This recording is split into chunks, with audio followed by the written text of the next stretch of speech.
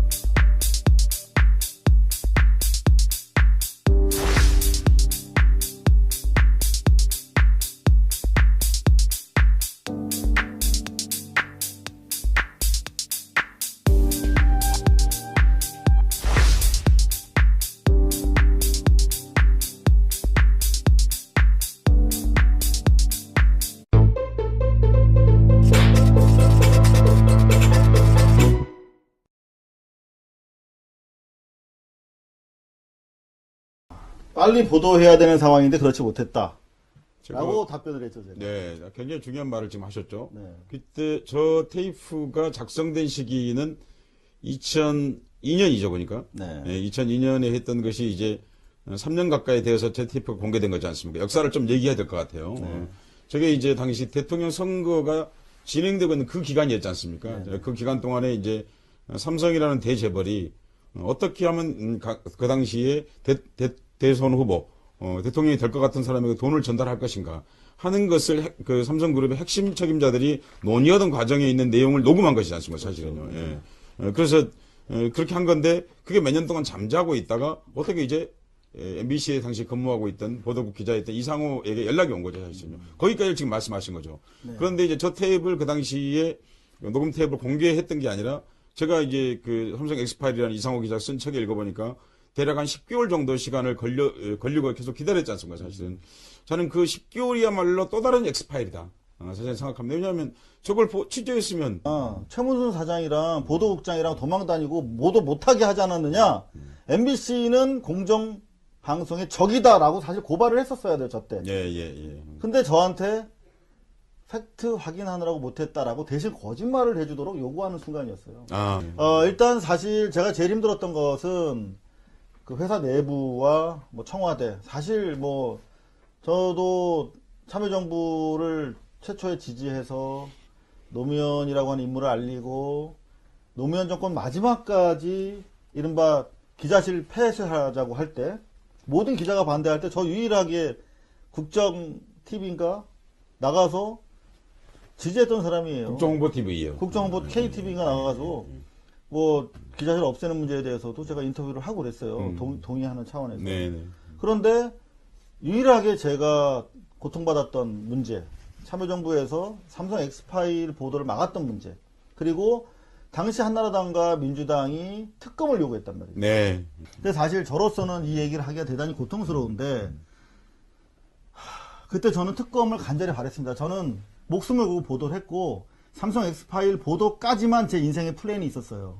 그 이후는 삶을 어떻게 살아갈 것인가에 대한 살 것인가 말 것인가에 대한 플랜조차 없었어요. 근데 바로 그 며칠 뒤에 노무현 대통령께서 이거는 뇌물보다는 도청이 더 중요한 문제라고 생각한다고 말씀하시면서 수사 기류가 좀 바뀌었고 이걸 받아가지고 황교안 당시 서울지검 2차장이 도청 쪽으로 몰아갔고 결국은 수사를 하지 않았죠.